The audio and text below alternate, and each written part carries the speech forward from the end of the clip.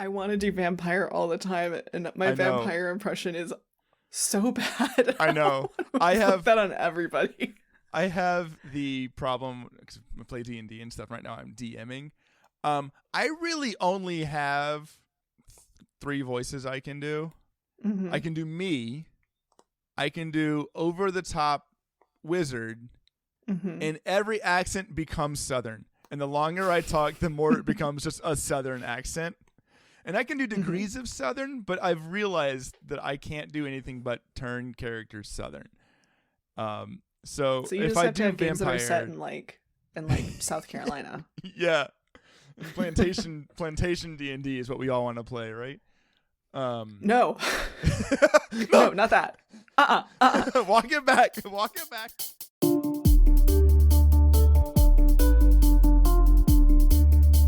Polydactyl.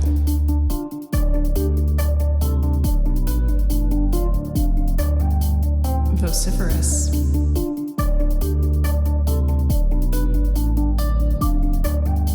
Bombastic.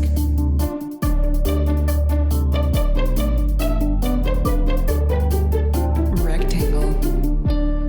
Big words for smart people. Ooh, it's Big Words for Smart People. The only podcast that makes dumb guys smarter and smart guys more smarter. I'm a ghost named Frankie, and my ghost pronouns are they, them. And I'm here with my ghost brother. And I'm a money, and it's he, him. Hey, what? I'm gonna pull off the wrappings. I'm Eric, and I'm a mummy, and my pronouns are he, him. Ooh. It's another spooky week. Welcome back to Spooky Wordtober. For scared people. It's really hard for me to feel spooky when like it's still warm outside. Like it doesn't feel, apart from the fact that the leaves are falling, which as a dad is terrifying. Because your son could be hiding under any leaf. He could be under because I have to leaf blow. I don't want yard work. This is my particular like cross to bear. Is I have a lot of leaves on my property, so there's a lot of leaf blowing that has to happen, and it just becomes a whole like. This is not funny, and it's not good for podcasts, but it is something that I deal with every year. Come fall, when like I have to leaf blow every single day, or the leaves become unmanageable. Nothing more spooky than dead air. Eric. Yeah. We've been speaking for a while now. Our listeners don't know how long, but for a while now. And It's been a while. I didn't ask yet. How you doing today? I'm okay.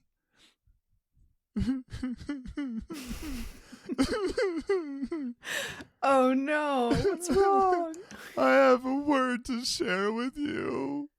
Oh dear. What's this word that you have to share? Lachrymose. Oh wow. The word of the week is lachrymose. Lachrymose. Lachrymose. Lachrymose. Lachrymose. Ooh, lachrymose. Lachrymose. Oh god, the mummy's back. I'm the host with the lachrymose. It's Eric. Good one. Thanks. Lachrymose is an adjective. It means given to tears or weeping or tending to cause tears. You know, tearful or mournful. I like this one. Even as someone who does not particularly enjoy crying, I do enjoy this word. The word for someone who is given to crying. Yeah. Now, you might not... Yeah, go ahead. Oh, no, I'm going off on a tangent. Say everything you want to say about this wonderful word. That's probably going to go on a tangent, too. Do you recall when we were younger, and it may have been, I mean, it was probably always like this, but it may have been before you have like working memory. I was a phenomenally lachrymose child. I don't remember that. That's lucky for you. I cried over everything. I think it was like my anxiety response was like tears, and then also like if you started crying, people would do things for you, and so like when you're like scared and you start crying, and then like because you're crying, you don't have to like do gymnastics or get in the pool or whatever it is that you're scared of doing.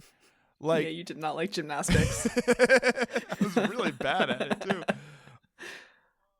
Yeah, I was someone who was like, I was really predisposed to crying over things. And so like to the point where even in like middle school, I would just like, something would happen and I would just like break out in tears. And I don't know if you know this, but being in middle school and being a lachrymose individual is not conducive to not being picked on. I don't think there's an easy way to go through middle school, but I do feel like that's one of the harder ways. It's probably a harder approach to middle school than some others might have engaged in. I would cry a lot. I have a lot of like formative, like I have a lot of memories of like, okay, so one time it was lunch, and at lunch, one of my classmates had gotten a new pair of glasses, and they were the kind of metal frames that you could bend and they would go back into position, right? And I was like, not to that extent, but mine do the same thing. Look, and I snapped the arm off my glasses. Smash cut, calling home in tears from the teacher's classroom because I can't see. And somehow my glasses got broke. And this could not have been prevented. I don't know how it happened, but they definitely got broke. It was one of the bigger kids. They just beat me up. They took my glasses and just broke them. There was he was like a rhinoceros of a kid, and he grabbed him and he snapped him in half, and it wasn't my fault. And also, I need $20. I was a lachrymose individual, and it was. I've since worked with kids who are like that, and it's always interesting to kind of experience, like, okay, cool, are you actually sad, or are you just like, this is my gut response to things? Is it difficult being on the other side of that?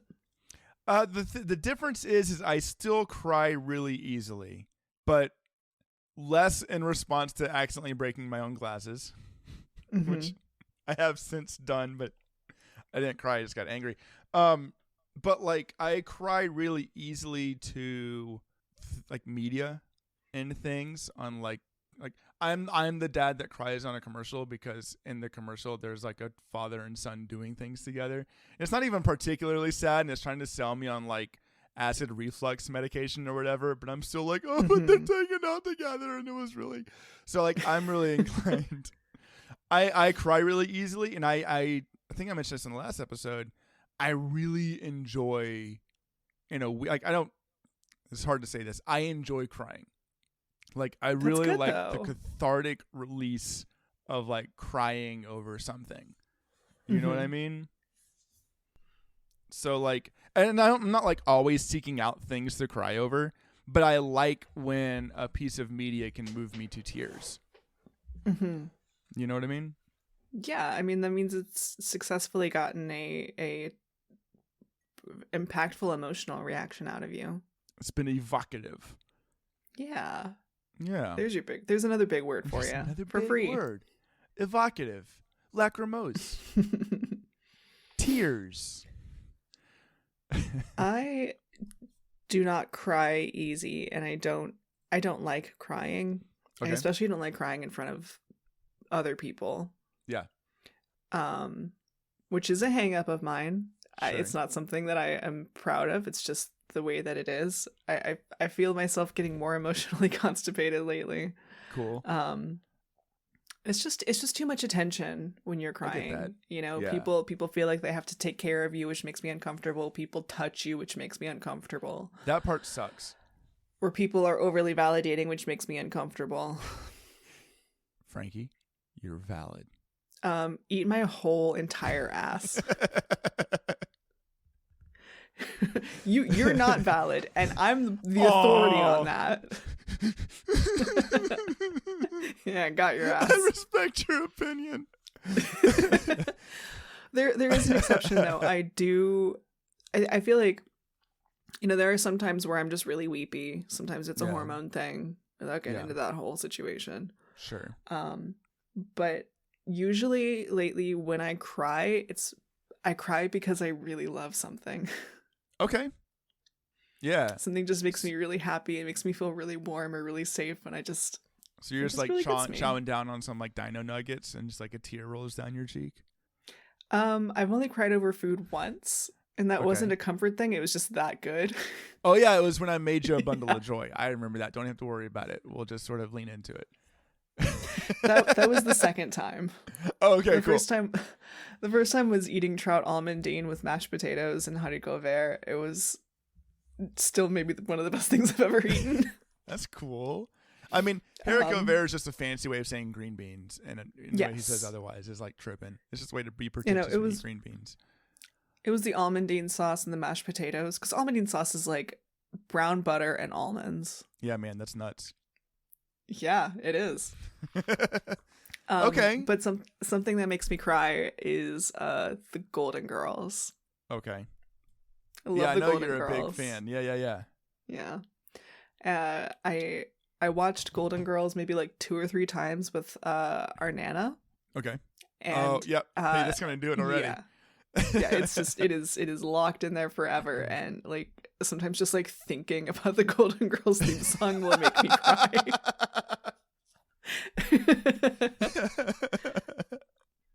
just sitting there driving, you're like, no. If you threw a party, invited everyone you knew. Yep. It's getting me now. It's getting you. Look at that. You're already getting there. I can hear your voice cracking. Well, I was gonna ask you, like, I think there was a Taskmaster task that was like, you had a certain amount of time to collect the most tears, and somebody pees in an egg cup. So that's a different thing. But like, if you were tasked to like cry, how would you make yourself cry? Like, what would be your go-to? Is it just like pop on an episode of the Gilmore Girls and let the good tears roll? Yeah, I'd probably go for the Golden Girls. If that didn't work, I do have a plan B, but it's not funny. Okay, cool. Keep it light. We can cut it if you want, whatever. Sure. My plan B is thinking about how much I love dino nuggets, whatever. I'm gonna cut that whole thing. You're good. Yeah, I once had a dream where you died. Oh. Okay. The world without you in it just didn't make sense, and I just cried, and I woke up with my pillow just like covered in tears. It's getting me now too, so that's probably what I would do. Okay. Hey, I'm gonna keep that in because that just made me feel really validated. And like, that means a lot, man. Hey, you're valid. Yes. Fuck yeah. Eat it. Nobody else, just you. Yeah, just me. Would your absence make my sibling cry? No, suck shit. Don't die. Okay, I'll do my best. Thanks. Yeah. Oof. That's a good one. I mean, like, it definitely like makes it hard for me to follow up with anything else, but like, that's a good one. Yeah, how much would you cry if I died, huh? No, I'd be pretty bummed. I'm kidding.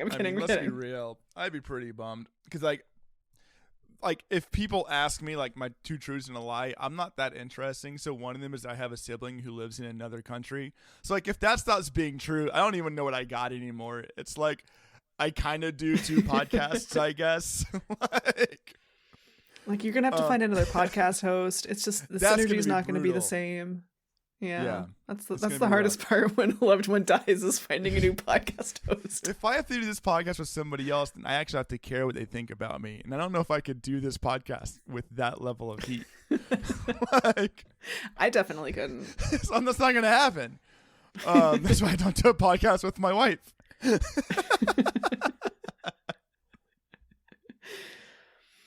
That's pretty good, man. Well, that means a lot. Yeah. I was going to say the end of Lord of the Rings.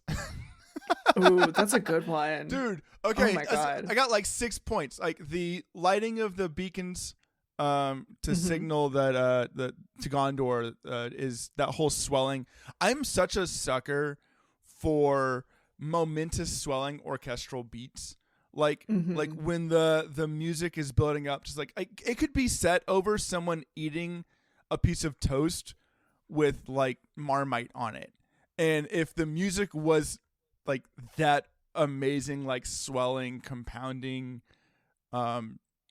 buildup of strings and just like this beautiful moment, I will probably tear up if I'm being honest. Like it does not take much. Dude, you know what's fucked up? Yeah. You just described an actual Pink Floyd song. It's called Alan's Psychedelic Breakfast. Okay. Like it's literally the sounds of someone making breakfast interspersed with beautiful instrumental music. See, that would probably get me. Like that's a moment for me. Really everything from You Bow to No Man to the end of the movie. Like I'm going to fill that egg cup and then some, man. Like, and that's consistent. Like that was the first time I saw it. I was like that. If I watched it right now, I'd be the exact same way. I remember when our whole family went to go see it in theaters, and we brought like 2 or 3 boxes of tissues, and I remember we all just cried Obliterated through the whole thing. Yeah. Are you? So I'm gonna be cocky here. I am not an ugly crier. Say again. Like I am not an ugly crier. You know what I mean? Like if it's like a big cry, no one looks good during a big cry. But if it's like I'm watching a movie and like I'm sad because the thing is ending, or the toaster got back home to his family, or like whatever, the cat and dog out of the hole, like I can cry like that and kind of still keep my composure. And I think people who can do that are more inclined to like things that make you cry than people who like the moment a tear starts dropping, so does like the big snot bubble and like the whole like thing, and like that's a skill though. You can learn how to cry better, because I used to dread crying even more than I do now. I have gotten better about that. I still don't like crying in front of people, but like I can handle it. It isn't like, you know, wall of shame or whatever, you know. But part of that is just learning how to cry. Because like if you don't keep it together and like if you don't want to cry, you're probably tempted to like hold your breath. And then you get that pressure into the back of your throat, and you get that that like cry gasp, and then it's all over, and it ruins your throat. Yeah. You have to remember to breathe. You gotta breathe. You gotta. It's a learned skill, like sneezing while driving. You know. Keep your eyes open.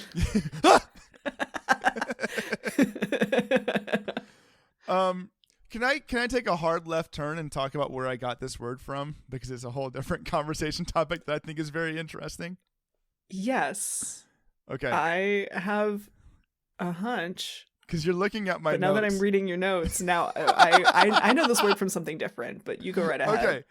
I'll think about what I'm going to say while you're talking. Okay, cool. Don't worry. I'm about to say a bunch of word garbage. I know this word because of a really, really good action JRPG. With the it's called Skies of Arcadia. Oh, it's a good game. Everyone should.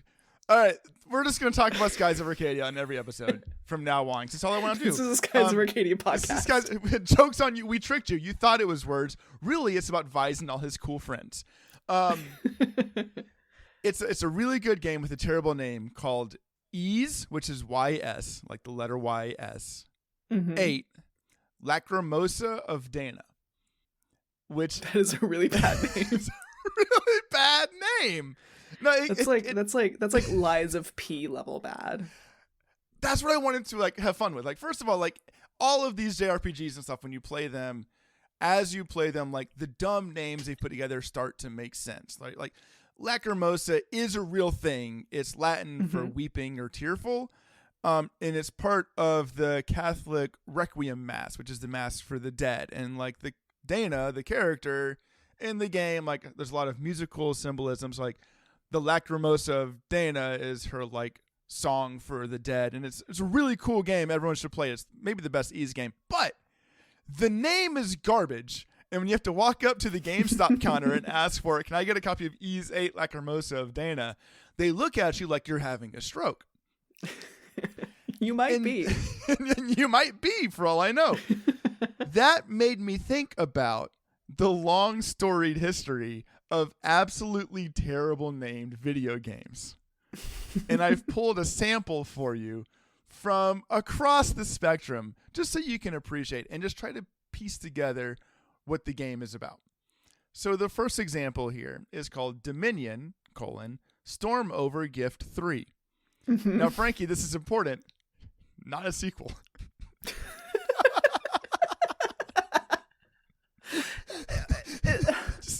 Okay, there was no sequel? I have overarching questions, but I will save them. Yes. So, Dominion Storm Over Gift 3. Cool. A game that I think hasn't come out yet is called Neverness to Everness. I kind of like that one. Yeah, but neither of those mean anything at all. It's along the line of I just have one of my notes here is all of the Kingdom Hearts games. I'm not going to extrapolate. They all have terrible names. There's like Kingdom Hearts 4's 73rd over 4 days or something. Yes. Yeah. What is that? All of Kingdom Hearts baffles me. Why is Sephiroth in the same room as Goofy? I don't like it. Listen, we're going to cut real quick to say that I respect people who love Kingdom Hearts. I feel like if I gave it time... Nothing personal. It's nothing personal. I love it. It is utterly impartial to me at this point, and I'm already 35. There is not enough life left in my blood for me to understand what Kingdom Hearts is and the right order to play things in. But along those same lines, like some of these games, they'll release versions and the versions get new names. So there is a game called Melty Blood Actress Again, Current Code, Hologram Summer Again, Try Hermes Blackland. I bet it sounds better in Japanese. I don't know. There's Nier's a great. I bet it's one of those games where like in Japan they just kind of call it by like the acronym of it, and it's like Kukicho or something. I'm sure like it's abbreviation. It feels like one of those games that's like got a really small but passionate following of people. It's like people love Melty Blood. These are the same. Yeah, they're the same people who get really into Homestuck or whatever that is, right?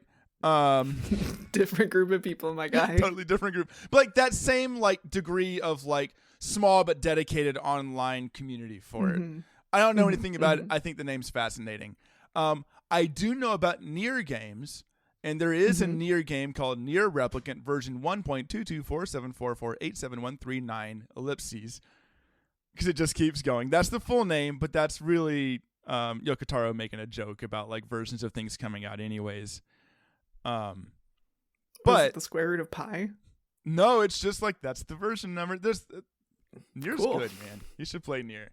The last one I wanted to pull, I just pulled for you because I know how much you love them. There is a game called Vampire: The Masquerade M-Bloodlines 2. I do love vampires. Mouthful. I love an M-dash. Yes. I have yet to experience a masquerade, but I have been to enough anime and furry raves that I think that I would enjoy it. Pretty much the same thing. 2, great number. Yeah. It's one of my favorites. Comes after Bloodlines. Don't care so much about Bloodlines. But I don't know. I really appreciate, especially JRPG, like Japanese game developers, but really all game developers, willingness to commit to whatever ridiculous names make sense. Like Square Enix has been on this great streak of naming things terribly with like Triangle Strategy and Bravely Default and Bravely Default 2. And like, I did not enjoy Bravely Default. I loved Bravely Default, but it's my kind of game, right? And it's the same like I don't know. I really love either they commit to a ridiculous name or they commit to an idea and it's a nothing burger of an idea, like Neverness to Everness, or like I do another podcast on Zenless Zone Zero. It's not a good name for a video game. Like, that's pretty rough to say. Yeah. I feel like bad names are kind of like in vogue right now, at least with anime. Yeah. Especially for the isekai Sorry? genre. The isekai genre. Oh my god, like, yeah. The names are insane. Yeah. For me, if the name is something like, I was just a high school student and now I'm the commander of the orc army. Like, yeah, that's like warning coloration for me. It's like I am a hungry bird and this is a monarch butterfly. If I watch this, bug. I will get sick. I've experienced a couple times now where, because the names are so long, they have bait and switched my wife into thinking she'd be interested in something until she clicks on the more information thing. Because it'll say something like, the time I was reincarnated as a handsome vampire in the 1920s. And you're like, oh, that sounds like my wife's whole wheel. And like the picture, they're all dressed fancy and like everyone looks really cool. And then like you click on it and it's like in the 1920s, and became obsessed with collecting women's underwear. And you're like, okay. Did you have to? And all my girlfriends are 12. And you're like, no. Stop. Just say less. Stop. Walk it back. Be a vampire. And this happened multiple times. Of like, almost cool concept. Do you have any exceptions to this where there are animes that you enjoy that have stupid long names? Puella Magica. I have one. Magica. Okay, sure. That's a fabulous. I anime. love that anime. My wife does not like it. I love it. That's one of the ones that can make me lachrymose. It's rough. It's a tough one. Yeah. That's a good one. I'm trying to think of other ones that I've really enjoyed, like had terrible, like super long names. Naruto. What's yours? I'm just exhausted by the time I get through that name. The name. Naruto.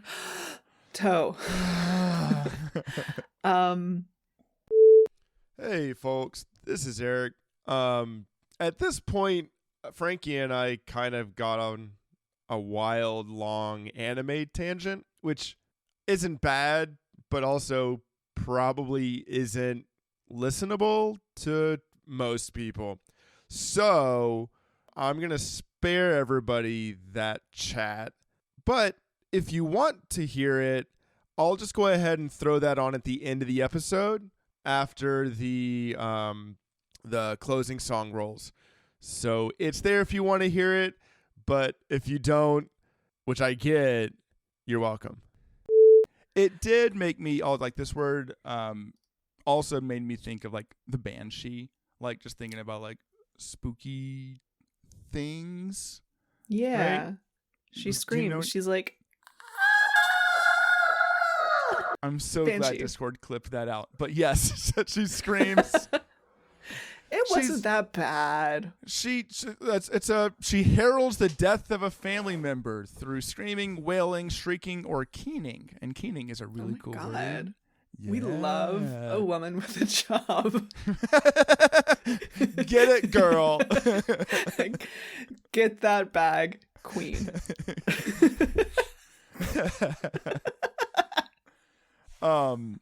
Yeah, and I think the banshee is a really cool thing because technically she's a fairy, right? Like really? It's from like the Irish like fairy tradition, and literally translates to like woman of the fairy mound or fairy woman, and the name comes from like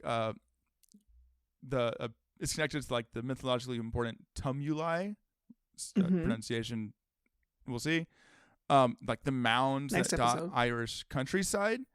Like it's this really cool, like spooky creature that's like permeated the cultural zeitgeist. If you say banshee, people know what you're talking about, and we can all connect it back together because banshees are a common enemy in RPGs and stuff, but we'll make that work.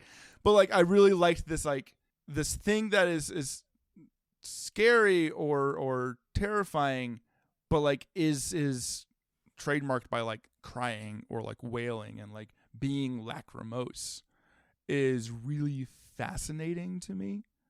And there's like lots of different ways that banshees have been described and like depicted. Here's a question for you. Picture a banshee. Mm-hmm. What's she wearing?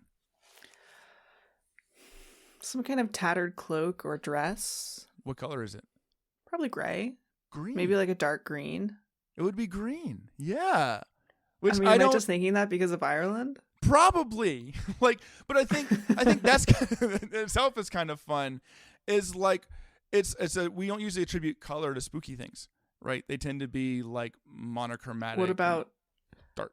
What about blood? Blood. Vampire blood. The spooky blood and the green banshee.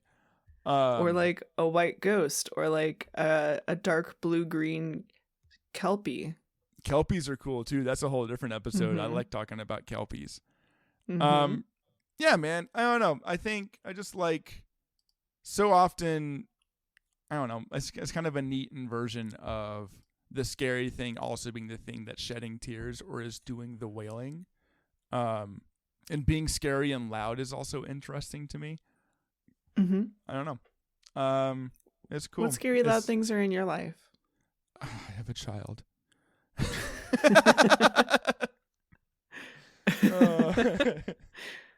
Or was that for the audience? Was I not supposed to answer? Anyone can answer. Sound off in our Discord. What's the scary loud thing in your life? What's the banshee of your life? For me, it's the fucking ambulances in Germany. In the U.S., okay, I'm going to keep this short. In the U.S., if an ambulance or a fire truck is driving by, they keep the siren on pretty much the whole time, right? Yes. In Germany, they only turn it on when they need to. So if they're like swerving through traffic or going through a light, then they'll turn so it really grabs your attention. the siren on. Mm-hmm. Yeah. And they really love to turn the siren on when they are directly behind me. Oh no. Makes me jump right out of my skin. Because you don't know it's an ambulance. It just sounds like a car driving up behind you, and then I'm not gonna scream into my microphone, but I almost did. Well, I was gonna ask you, like, American ambulances go wee woo wee woo. What's a German ambulance? Hoo hee, like that. That's pretty good. Okay. Yeah, And I hear it all loud. the fucking it's like, time. Ah! It's just scare the ever loving bejesus out of you. So it works. Does it scare the tears out of you? Does it make you lachrymose? It has made me lachrymose one time, but I was already kind of going through it that day. Okay. Like, oh god, I remember this. Okay. So, you know Murphy's Law, right? Yep. Which is It's a gas station. Isn't Murphy's Law the one like bad things happen? Yeah, anything that can go wrong will go wrong. Yeah, anything that could go wrong. I'll edit this real quick. It's when anything that could go wrong will go wrong. Right, got it in one. Have you ever heard of Cole's Law? Yeah, you put it on burgers in the South and it's delicious. Yeah, it's mostly cabbage and mayonnaise. It's mostly cabbage and mayonnaise. But if you like cabbage and mayonnaise, you're in the money.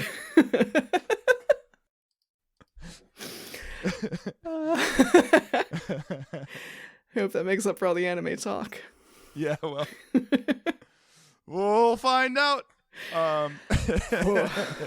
Subscriber count dropping. Speaking of which, if you like what we're doing, feel free to like, comment, subscribe, follow, whatever it is you can do in your podcatcher of choice. If you have a word for us or want to engage in conversation about words or just kind of whatever, we want to make us cry. Yeah, bring it on. Make me cry. Fill the Discord with videos. No, actually, don't do that. I don't know if I can handle it. No. Make me laugh so hard I cry. We have a Discord Golden link. Girls with me. Okay. Yeah, we'll make a whole separate channel so I can mute it.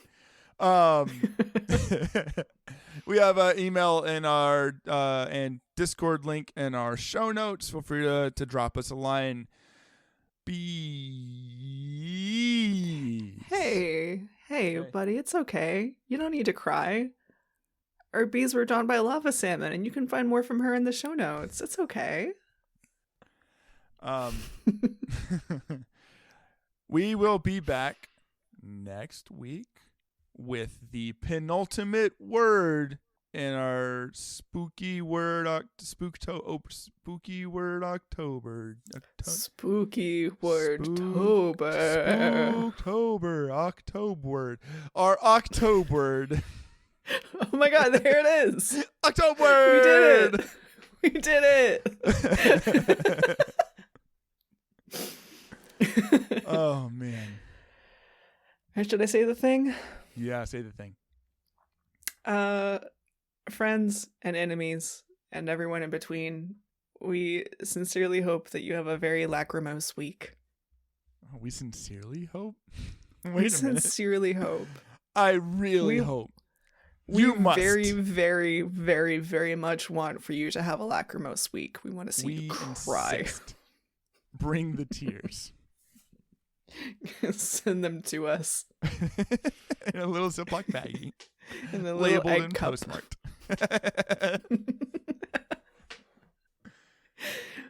Labeled Jonathan's Tears. Yeah, my post office hates me. You keep getting all these wet boxes.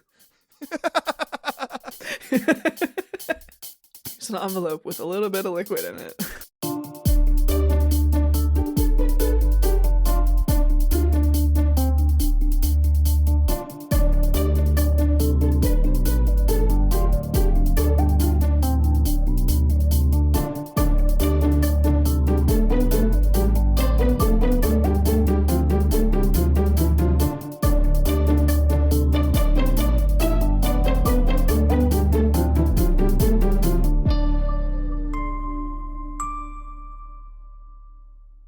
Okay, so this is one of those animes that's mostly known by the abbreviation, so I don't know the full Japanese name, but I know the full English translation, right? It's Watamote. Okay. Full title, when you get right down to it, it's your guys' fault I'm not popular. That's pretty good, though.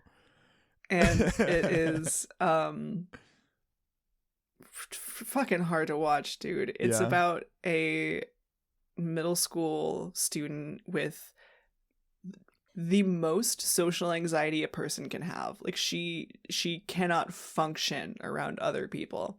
Okay. And like her view of the world is like just complete like insanity.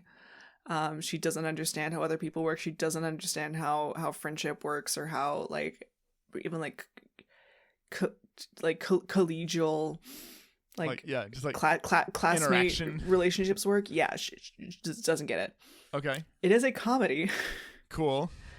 But one where you'll just be like, oh my god, don't do that the entire time. Just talk. The other word that we've discussed during our session today is extremely, extremely applicable. It was last episode. Yeah, it's a lugubrious. It's an extremely lugubrious show. I would recommend it. Cool. If you're okay, it's going to with be a some rough awkward watch. tension. It's gonna be a hard one, but you should watch it. Yeah. Yeah, like Puella Magi Madoka Magica. It's gonna be tough. It's good. It's gonna be tough. It's gonna take a lot out of you, that's for sure. It's not Bocchi the Rock. Like it's a little bit heavier. Bocchi the Rock's good. I enjoyed that. I've heard that one's good. I haven't watched it though. I really don't watch that much anime anymore. Yeah, me neither. Like, yeah. So I've really enjoyed Dan to Dan, and I enjoyed Delicious in Dungeon, and I enjoyed Chainsaw Man, which is like this constant Dungeon Meshi. Dungeon Meshi. But just like this constant cycle of like every 2 or 3 months there's like a new anime du jour that everybody's really excited about, and everyone's drawing fan art and porn, and it's just like she's just like the it girl for right now. Sorry? You got to keep up with the porn flow, man. You got to be like, all right, you got to keep up with the porn flow. You got to know who you're jacking it to. And like the problem is if you come to the anime 6 months later, all that porn is like old and dried out. Like it's not fresh anymore. And there's a finite amount because like there's a resource. And so really, what's even the point? Get them while they're fresh. Or they have to be like venerated. Like there's always going to be Evangelion porn. So like you can always go down that path. That creeps me out though. There shouldn't be. Let me put a stamp here. Unless there it's shouldn't the be. Which remind me to send you a link later. I don't have a link. I don't know why I said that. I love it when my brother shares porn with me. Woo! Yeah. Unlistenable. I think the other side of that coin though is like at least when there's like a new anime coming out, it's like 12 episodes. You know, I'm having the opposite problem where like people in my circles are like, "Dude, you gotta watch One Piece," and I'm like, "Oh God, I'll die before I get caught up." It's over 1,000 episodes. I like it. I've enjoyed what I've experienced. I ain't got time for that. I can watch 2 episodes of anime a night at most. Like, I'm never getting caught up. Thank you so much for the recommendation of what I will watch if I ever get into a horrible car accident and am paralyzed in the hospital for 4 months. Uh-huh. Yeah, but like even put it then, on while I'm in Animal the coma. Crossing. Okay, yeah, like but it's like I like when it's like, hey, this is the new hotness, because you can pop it up and go, oh, okay, cool, I can watch this. There's a season. I can just like chew through it. But it's also like, I think like watching anime is one of the things my wife and I do together. We both kind of discovered watching anime as over 30-year-olds. So like, dude, we were watching anime together when you were like 27. Yeah, but like not the way my wife consumes anime. Like, I'm going to take my kid to swim lessons tonight, and she's already planned out what anime she's watching while I'm gone and how many episodes she can get through before I get home. We get the kid to bed and we watch 2 episodes of something else. Like, so what anime is it? I can't tell you. I think it's like a retelling of Romeo and Juliet. Somebody listening probably knows what we're talking about. Novel. She's been reading the manga too. So like it's not for me. There is one that we watched together. It's like My Happy Marriage or something. Have you watched My Happy Marriage? My Happy Marriage is wild. It's like a romance anime, right? And like the first episode, it's just like this woman is the protagonist is like essentially sold but not sold to a family. She's betrothed. She's gonna marry this guy, and this guy is like notorious. Like people are scared of him everywhere. He ends up being super sweet and wonderful, whatever. Oh, so cute. You're like, it's really cute. It's really good. I've watched it with my wife. I'll watch the whole thing with her. It's great. Episode 1, that's the setup. Episode 2, you learn not only is he scared, like people are scared of him, he also leads like the ghost hunting magic force and is like an expert magic caster ghost hunter. Okay. And you're like, we have a lot of ideas floating around here. It's like 90% of us wanted to make a romance anime. One of us wanted to make a shonen anime. Here we go. Anyways. I tend to go mostly for like slice of life kind of things. Yeah, I get that. I think. Yeah. Did you watch City the animation? Nope. Should I? Did you ever watch Nichiju? Nope. The only slice of life we've watched is Laid Back Camp. That's the only one we've really gotten into. Yuru Camp is You got Crunchyroll, right? Yeah, man. Dude, not watch a sponsor. Some Nichiju. Could be. Would love to be. Yeah, watch some Nichiju. Okay. And then watch like an episode of City. It's all very like episodic slice of life, absurdist. Okay. It's great, dude. You are going to love it. Cool. Yeah. Well, I just put like a disclaimer at the beginning of this episode saying, just a heads up, everybody, the last 15 minutes of the episode is just us talking about anime, so feel free to skip ahead if you want to. Because I don't know if I'm going to cut this. I also don't know if it's good podcasting or not. I doubt it. But it's probably really bad. Unless you're really into anime. Yeah, and if you are, if get you the are, hell out of our audience. if you are, you already knew everything. Fuck out of here. What's more spooky than hearing people talk about anime? Ooh, being bored for a few minutes. Ooh.